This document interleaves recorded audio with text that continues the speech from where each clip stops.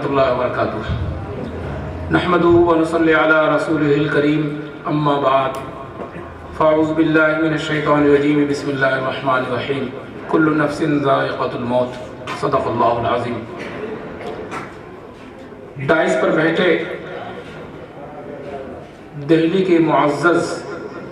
علماء کرام، ائمہ حضرات اور مسلمانوں کے مسائل کو حل کرنے والے دارالقضاء کی خدمت انجام دینے والے قاضی صاحب اور سامعین حضرات، میں سب سے پہلے اس عظیم خدمت انجام دینے والے حضرت مولانا قاری فاروق جامعی صاحب اور ہمارے سامنے چمکتا ہوا ادارہ جامعہ عربیہ سراج العلوم کے زیر انتظام کے تحت نکلنے والا رسالہ ماہنامہ آئینہ حق، جس کو اکابر علماء اہمیت کے ساتھ ان میں چھپے مضامین مواد کو پڑھتے ہیں اور اس رسالہ کو بزرگوں، اکابر علماء اور دانشور طبقات میں بڑی مقبولیت بھی حاصل ہے۔ مجھے یاد ہے کہ حضرت مولانا اسرار الحق قاسمی صاحب، جن کو قوم و ملت کے بے لوث خدمات کی بنیاد پر جامعہ عربیہ سراج العلوم نے ضروری سمجھا کہ ہم اپنے ان بے لوث اکابر علماء جو ہمارے درمیان مختلف جہتوں سے خدمت انجام دی، حالات کا بھی سامنا کیا، ان کی زندگی میں حالات آئے تو اس وقت انہوں نے حضور پاک صلی اللہ علیہ وسلم کی مکہ کی زندگی کے مطابق صحابہ کرام کے ساتھ جیسا کہ انہوں نے زندگی گزاری تھی اور صحابہ کرام کو تربیت دی تھی، اس کی روشنی میں انہوں نے آزمائش اور پریشانیوں کی گھڑی میں قرآن و سنت کے مطابق حضور پاک صلی اللہ علیہ وسلم کے مکہ کی زندگی کو یاد کرتے ہوئے اس وقت کے ان کے اسوہ حسنہ کو اختیار کر کے تعلیمی میدان میں جب خدمت کی ضرورت ہوئی کہ بہار کا وہ علاقہ یا جھارکھنڈ کے ہمارے ساتھی مولانا نظام الدین قاسمی صاحب یہاں تشریف فرما ہے، ان کے علاقے میں یہ صورتحال تھی کہ لوگ دینی معلومات نہ ہونے کی وجہ سے غلط طور طریقے کے مطابق زندگی گزارا کرتے تھے۔ وہاں پہ ہو یا کلکتہ کے 24 پرگنہ جہاں انہوں نے تعلیمی ادارہ قائم کیا دارالعلوم اسراریہ، یا دلی کے مضافات کا علاقہ لونی، الفلاح، خوشحال پارک، جامعہ عربیہ سراج العلوم سے ان کو بے پناہ بہت زیادہ لگاؤ تھا۔ جب بھی کبھی جامعہ عربیہ سراج العلوم کا کوئی پروگرام ہوتا تو اس میں دوسرے کاموں کو چھوڑ کر کے جامعہ سراج العلوم کے پروگرام کو وہ اہمیت دیتے۔ ایک بار کا مجھے واقعہ یاد ہے کہ بنگلور میں ایک اہم پروگرام اور میٹنگ تھی، جس کی وجہ سے یہاں آنا ان کو ملتوی کرنے کے لیے، یہاں آنے پر ان کو ملتوی کرنے کے لیے لوگوں کی طرف سے اصرار اور دباؤ رہا، لیکن انہوں نے حضرت نے فرمایا کہ جامعہ عربیہ سراج العلوم ایک ایسی جگہ میں جہاں تعلیم کی بہت کمی ہے، ماحول نہیں ہے، ہمارے کچھ عزیز وہ لوگ بہت ہی جدوجہد بھرے انداز میں مزاحمتوں کا سامنا کرتے ہوئے بھی وہاں خدمت انجام دے رہے ہیں. لہذا مجھے کسی دوسری ریاست کے بڑے پروگراموں میں جہاں کی میری صدارت میں وہ پروگرام کرنا چاہتے ہیں اور میری خدمات کی بنیاد پر ایوارڈ دینا چاہتے ہیں، میں یہ سمجھتا ہوں کہ جامعہ سراج العلوم جیسے ادارے کو میرے جانے سے اگر تقویت پہنچتی ہے تو اللہ کے یہاں یہ ایوارڈ اور انعام مجھے ملے گا. لہذا جامعہ سراج العلوم کے پروگرام میں حضرت دوسرے پروگراموں کو چھوڑ کر کے جامعہ سراج العلوم کے دستار بندی کا موقع ہو اور وقتاً فوقتاً یہاں ماشاءاللہ حفاظ کرام حفظ قرآن کریم کی تکمیل کے پروگرام کا انعقاد ہوتا رہا ہے اور انشاءاللہ تعالی آئندہ بھی ہوتا رہے گا، بلکہ اس کے اندر اور بھی مضبوطی آئے گی. میں یہ سمجھتا ہوں کہ بہت کم لوگ ایسے ہیں کہ جن کے دنیا سے چلے جانے پر مجموعی طور پر ہر طبقے میں غم کا ماحول ہو اور لوگ اپنے کچھ کھو جانے کا، نقصان ہونے کا احساس کرتے ہوں. ان میں سے ایک شخصیت جن میں کوئی تنازع نہیں تھا، چاہے وہ یو پی ہو،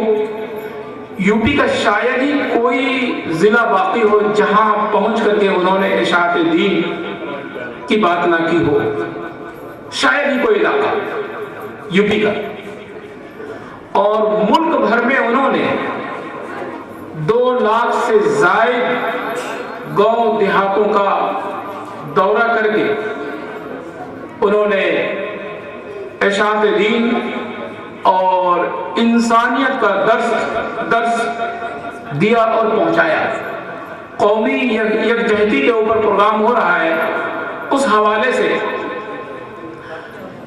میں حضرت مولانا کی ہی زندگی کے 2 چھوٹے چھوٹے واقعہ بیان کرتا ہوں، چونکہ میں دیکھ پا رہا ہوں کہ الحمدللہ اس اجتماع کے اندر ملک کی اور بطور خاص دہلی اور اطراف کے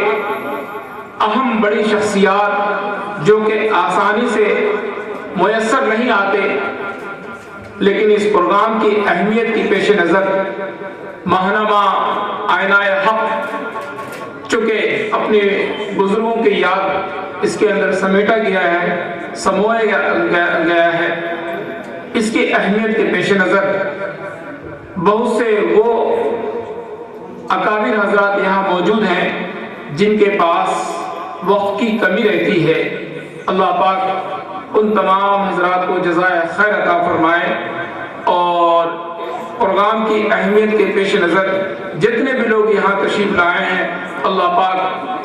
یہاں آنے کو قدم قدم پر ان کو اجر عظیم عطا فرمائے. قومی یکجہتی کے تحت بھی انہوں نے بہت ساری خدمات انجام دی. میں 2 واقعہ بیان کرتا ہوں جس سے کہ ان کی زندگی کا اس تعلق سے وہ اہم پہلو آپ کے سامنے آئے گا کہ 16-17 سال پہلے چرخی دادری میں 2 عرب ملکوں مسلمان ملکوں میں جانے والی جہازیں آپس میں ٹکرا گئی تھی. ظاہر ہے کہ قزاقستان یا پھر سعودی عرب جانے والی جہاز ٹکرا رہی ہیں، حادثے کی شکار ہو رہی ہیں، تو ان میں سوار کرنے والوں میں بڑی تعداد مسلمانوں کی تھی اور وہ جہاز اس خطرناک انداز میں حادثے کا شکار ہوا کہ اس میں موجود تمام سواری جاں بحق ہو گئے اور سب کی موت ہو گئی. کم از کم 300 سے 400 لوگ تھے. لیکن جہاں یہ جہاز ٹکرایا، حادثہ حادثہ کا شکار ہوا اور جہاں گرا لاشیں بچھی ہوئی رہیں وہ علاقہ غیر مسلموں کا تھا، چرخی دادری۔ تو ایسے موقع پر ہندوستان میں جو گنگا جمنی تہذیب کا ایک ماحول ہمارے اکابرین نے، پرانوں نے، ملک کو آزاد کرنے والوں نے مل جل کر کے جو ماحول بنایا تھا، الحمدللہ آج بھی اس کے اثرات پائے جاتے ہیں۔ تو اس موقع پر مختلف تنظیموں اور ریلیف ورک کرنے والے لوگ وہاں پہنچے۔ اس وقت حضرت مولانا اسرار اللہ قاسمی صاحب دامت برکاتہم وہ بھی اپنی ٹیم کے ساتھ اور لوگوں کے لیے انتظامات وغیرہ کرنے کے تعلق سے وہاں پہنچے، اور ایک شنکر آچاریہ جو ان کی پہچان والے تھے بھونیشور سے، وہ بھی وہاں تشریف لائے۔ اور جب حضرت مولانا کو دیکھا کہ مولانا تشریف لا رہے ہیں اور ان کی پہچان والے ہیں، تو انہوں نے بہت خوشی کا اظہار کیا اور یہ کہا کہ آپ کے لوگوں کا وہ ہوا ہے، مسلمان ہیں یہاں پہ، لیکن انسانیت کا درد سمیٹتے ہوئے میں بھی یہاں پہنچا ہوں۔ اور اس موقع پر میں نے اپنی آنکھوں سے دیکھا کہ وہاں کے جو مقامی لوگ تھے ان لوگوں نے یہ کہا کہ دیکھیں شام کا وقت ہو گیا ہے اور ابھی تک حکومت کی طرف سے خاطر خواہ کوئی انتظام لاشوں کو اٹھانے کا نہیں ہوا ہے۔ مولانا جی اگر آپ اجازت دو، آپ مسلمانوں کے گرو ہو، تو ان لاشوں کو ہم اٹھا کر کے ایک جگہ جمع کر دیں، ورنہ اندھیرے میں رات کے وقت میں چیل گیدڑ کوے آپ کے لاشوں کو اگر کچھ نقصان پہنچا دے تو ہمارے گاؤں کی عزت چلی جائے گی۔ تو حضرت مولانا اسرار اللہ صاحب نے شنکر آچاریہ کے ساتھ تالمیل بنا کر کے ان کو اجازت دے دی کہ آپ لوگ ایسا کیجئے، اور اس کے اندر وہ خود بھی لگے لاشوں کو اٹھانے میں۔ اس واقعے کے ساتھ ایک اہم انسانیت کا پہلو یہ بھی ہے کہ اس گاؤں میں آس پاس کے علاقے میں تمام مسلمان کوئی بھی نہیں تھا۔ وہاں کے غیر مسلموں نے، جو لوگ انتقال کر چکے حادثہ کے شکار ہوئے تھے، ان کے رشتہ دار جب پہنچے، ہم جیسے آپ جیسے لوگ، ان کے ساتھ انہوں نے بہت ہی اکرام کا معاملہ کیا اور ان کو کہا کہ آپ لوگ روتے پٹتے ہوئے ضرور آئے ہو، حادثہ ہوا، اوپر والے کی مرضی تھی، بھگوان ایسا چاہتا تھا، تو لیکن اب آپ ہمارے مہمان ہو، اب منہ ہاتھ دھو لو پانی، اور ہم لوگوں نے کچھ ناشتے کا کھانے کا انتظام کیا ہے۔ انہوں نے صبر دلایا اور ساتھ میں محبت کا اظہار کیا۔ بہرحال یہ ایک واقعہ ہے۔ دوسرا ایک واقعہ دوسرے ہی سال پیش آیا ڈبوالی میں، جو کہ ہریانہ میں ہے۔ وہاں چاول کا کاروبار کرنے کے لیے مختلف علاقوں سے لوگ پہنچتے ہیں۔ جیسا کہ ہندوستان کا ایک مزاج ہے کہ ہم لوگ سب آپس میں مل جل کر کے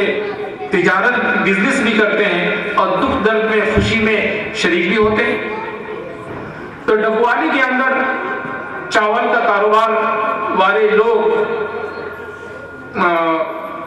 کے ساتھ ایک حادثہ پیش ہوا۔ جس طرح سے ہم لوگوں نے یہ پنڈال سجا رکھا ہے، اسی طرح سے وہ پنڈال سجا ہوا تھا اور اس میں آگ لگ گئی۔ آگ لگنے کی وجہ سے ریشم پوری آگ جو ہے بہت تیزی کے ساتھ پھیلتا چلا گیا اور اس میں لوگ پھنس گئے بڑی تعداد میں۔ یہاں کے بارے میں وضاحت کر دوں کہ ڈبوالی میں زیادہ تر وہاں بھی غیر مسلم حضرات رہتے تھے، لیکن تجارت کرنے کے لیے کچھ مسلمان حضرات بھی پہنچے تھے۔ اس پنڈال میں جلنے والے لوگوں کی تعداد یا اکثریت غیر مسلموں کی تھی۔ شمیم نام کا ایک شخص وہ اپنے اپنی جان کو ہتھیلی میں ہلاکت میں رکھ کر کے وہ بات 8 مرتبہ پنڈال کے اندر پہنچا اور لاش کو 8 لوگوں کی زندگیوں کو انہوں نے بچایا، جبکہ وہ خود بھی جھلس چکا تھا، ان کے کپڑے میں آگ لگ رہے تھے، لیکن ان کے اکابر، ان کے بزرگوں نے، شیخ الاسلام حضرت حسین احمد مدنی رحمۃ اللہ علیہ، شیخ الہند رحمۃ اللہ علیہ وغیرہ نے اپنے ماننے والوں کو، یا پھر یوں کہا جائے کہ مسلمانوں کے جو سب سے بڑے آخری پیغمبر حضور پاک صلی اللہ علیہ وسلم، جنہوں نے انسانیت کا درس دیا تھا اور خدمت سے خدا ملتا ہے اور کسی کی جان بچانے سے جو اجر ملتا ہے، ان چیزوں کو مسلمانوں کے بچوں کو سمجھایا گیا تھا کہ مصیبت میں پھنسے کسی کو اگر آپ جان بچاتے ہیں تو اللہ تبارک تعالیٰ آپ کو اس کا بڑا اجر دے گا۔ شمیم کے ذہن میں وہ بات رہی، وہ اب 8ویں شخص کو بچاتے ہوئے خود بھی وہ پوری طرح سے جل گئے، وہ خود جلتے رہے، لیکن انسانیت کے چراغ کو روشن کر کے گئے۔ یہ 2 مثال ہیں جو حضرت مولانا اسرار الحق صاحب جن کے لیے ماہنامہ آئینہ حق دارالعلوم عربیہ سراج العلوم نے جو کارنامہ انجام دیا ہے، ان کی اہمیت کیا تھی؟ وہ صرف ایک طبقہ، ایک قوم میں ہی مشہور و مقبول نہیں تھے، بلکہ ان کے لیے غیر مسلموں میں بھی، اور وہ مذہب کو اتحاد کی بنیاد پر تال میل بنانا، جوڑنا، اور وہ کثرت کے ساتھ